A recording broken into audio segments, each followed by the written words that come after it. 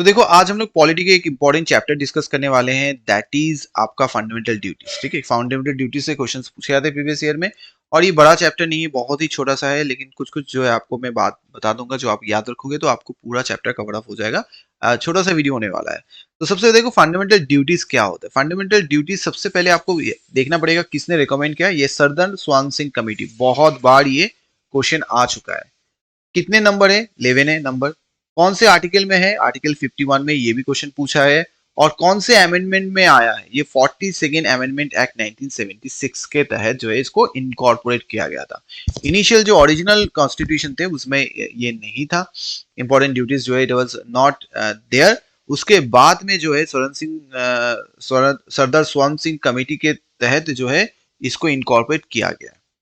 ये basically article क्या है? ये बताता है ड्यूटीज मतलब फंडामेंटल राइट्स, जैसे हम लोग का मौलिक अधिकार है, तो कुछ हम लोग का ड्यूटी तो बनता है ना as a citizen of India. तो क्या क्या ड्यूटी हम लोग को पालन करना होता है वो इस चैप्टर 10 में हम लोग को बताता है। सबसे पहले देखो हम लोग का as a citizen of India what is our duty? To abide by the constitution, respect the ideals and institution, the national flag and the national anthem.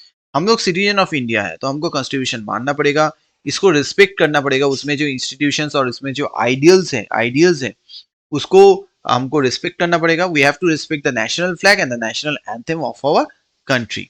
Next क्या है? To cherish and follow the noble ideals which inspired our national struggle for freedom. हम लोग को जो है cherish करना पड़ेगा, follow करना पड़ेगा जो नेशनल स्ट्रगल हुआ था फ्रीडम के लिए उसको। To uphold and protect the sovereignty, unity and integrity of India. हम लोग का सबका दायित्व बनता है जो हम लोग इसको प्रोटेक्ट करें, अपहोल्ड करें या हमारे देश की इंटीग्रिटी को, यूनिटी को एंड सॉवरेनिटी को। To defend the country, country को डिफेंड करना है।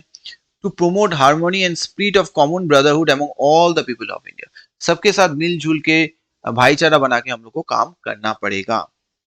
To value and preserve the rich heritage of our composite culture. हम लोग का जो कल्चर का रिच हेरिटेज है उसको वैल्यू भी देना पड़ेगा, उसको रिस्पेक्ट भी करना पड़ेगा। We have to preserve also. To protect and improve the natural environment, natural environment को आपको प्रोटेक्ट करना है और इंप्रूव भी करना है। To develop the scientific temper and spirit of inquiry. हम लोग को साइंटिफिक टेम्पर को भी बढ़ाना है, साइंटिफिक जो भी इंस्टीट्यूशंस को है उसको बढ़ाना है, साइंटिफिक सोच लाना है, ये हम लोग को बढ़ाना है। टू सेफगार्ड पब्लिक प्रॉपर्टी, जो भी पब्लिक प्रॉपर्टी है, जैसे कुछ भी आप देखोगे पब्लिक प्रॉपर्टी जैसे रेलवे स्टेशन हो गए, ये इंपॉर्टेंट जगह है, इसमें आप जो है उसको बचाना है, इसको जो है तोड़फोड़ नहीं कर सकते हो, डैमेज नहीं कर सकते।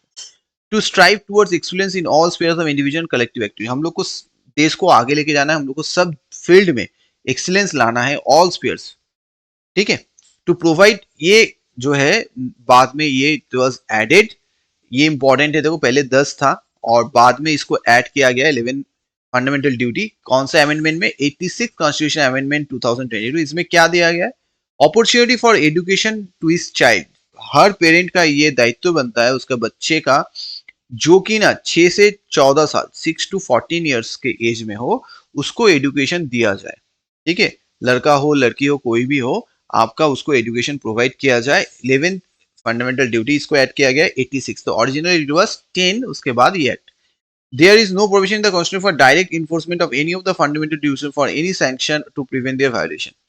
Constitution में ऐसा कुछ provisions नहीं है जो fundamental duties prevent violation हो उसके against में आप कुछ करें, मतलब it is not enforceable। जैसे आप देखते हैं fundamental rights है, लेकिन आप अगर कुछ नहीं मानोगे तो कुछ ऐसा Constitution में बोला नहीं गया है। तो छोटा सा है, आप बहुत ही जल्दी इसको याद भी कर सकते हो, एक दो बार पढ़ोगे तो आपको 11 जो है वो एकदम दिमाग में रह जाएगा। ठीक है, तो चलो, thank you for watching, bye bye.